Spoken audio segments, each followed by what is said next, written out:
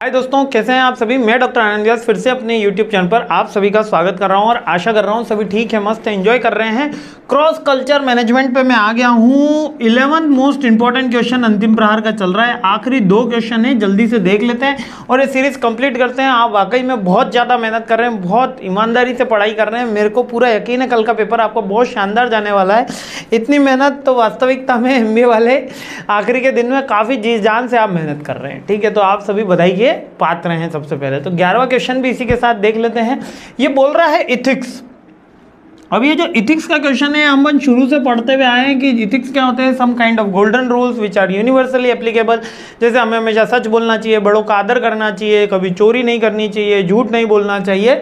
ये इथिक्स के पार्ट हो गए। जब क्रॉस बॉर्डर बिजनेस में यानी मल्टीनेशनल बिजनेस में या ग्लोबल बिजनेस में बात करेंगे तो कौन कौन से इथिक्स हमको फॉलो करने चाहिए। लाइक प्राइवेसी का इशू है, ठीक है। डेटा मैनिपुलेशन किया जाता है, डेटा सेल किया जाता है। जैसे गूगल फेसबुक के द्वारा डेटा कितनी बार रिपोर्ट किया गया कि उन्होंने सेल किया है, अनइथिकल वे में उसको यूज़ किया है। तो इसके अंदर कौन कौन से मोस्ट इंपॉर्टेंट कंसिडरेशन कौन कौन से हैं क्रॉस बॉर्डर में। कंप्लायंसेस, वो लोकल लॉज जो भी बने हुए हों, जो वहाँ के लोकल कानून हैं उनको वो फॉलो करे।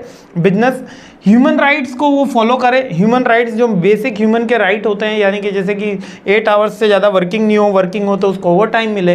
ट्रांसपेरेंसी हो, ऐसा ना हो कि आपके फेवरेट नेशन का हो तो आप उसको ज़्यादा पेमेंट दें और दूसरे नेशन वालों को कम पेमेंट दें। कॉर्पोरेट सोशल रिस्पॉन्सिबिलिटी आप निभाएं, है ना। इसके साथ फेयर ट्रेड प्रैक्टिस करें। फेयर ट्रेड प्रैक्टिस का मतलब अनइथिकल वे में बार्गेनिंग न करें। जैसे कि छोटी कंपनी है, आप उसको डिमोलिश करने के लिए वहाँ पे अपने रेट बिल्कुल ज़ीरो कर दे ताकि वो कंपनी डिमोलिश हो जाए और आपकी मोनोपोली क्रिएट हो। ऐसी अनफेयर ट्रेड प्रैक्टिस ना हो, फेयर ट्रेड प्रैक्टिस हो, है ना। और इसके साथ में कौन कौन से इशू अपन को ध्यान में रखने, डाटा प्राइवेसी का अपन को ध्यान में रखना है। इंटेलेक्चुअल प्रॉपर्टी पे कोई दिक्कत ना आए, ये सारे इथिकल इशूज़ में ही आते हैं। Intellectual property like copyright, trademark, patent, ये इंटेलेक्चुअल प्रॉपर्टी में आते हैं। इसके अलावा एंटी करप्शन में भी अपन को रिपोर्ट करनी चाहिए अगर इस तरह की कोई एक्टिविटी आ रही है। ये तो पॉइंट बढ़ाने के लिए बुक में लिख दिया है। एंटी करप्शन तो मैं पहली बार ही देख रहा हूँ, ठीक है। तो इतने से ही पॉइंट है। अब ये इथिकल इश्यूज होते क्या हैं, जरा एक बार फिर से अपन एक बार नज़र डाल लेते हैं ताकि ये क्वेश्चन अपन को कल के लिए अच्छे से याद हो जाए।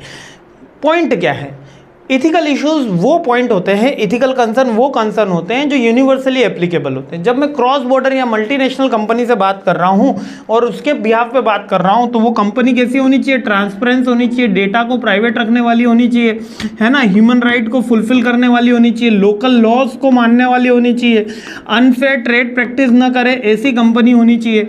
ये सारे के सारे उसके इथिकल कंसर्न में आते हैं और वहाँ के रिलीजियस, सोसाइटी, कास्ट, कम्युनिटी का सम्मान करे ऐसी कंपनी होनी चाहिए। ये बिजनेस लॉ है, लेकिन जब क्रॉस बॉर्डर में अपन जाते हैं तो थोड़ा सा इसमें क्रॉस कल्चर मैनेजमेंट का भी पॉइंट आ जाते हैं। यही यहाँ पर बताने की कोशिश करिए। और इथिक्स के क्वेश्चन तो यकीन मानो कि बहुत हाई प्रोबेबिलिटी है कल आने का एग्जाम में। इसको इस बार और अच्छे से देख के जाना, है ना। मतलब अभी तो आपने समझ में आ ही गया होगा, जब इसकी PPT आप पढ़ रहे होंगे तो बहुत अच्छे से इसको पढ़ के जाना। जय हिंद, मुस्कुराते रहिए, खुश रहिए।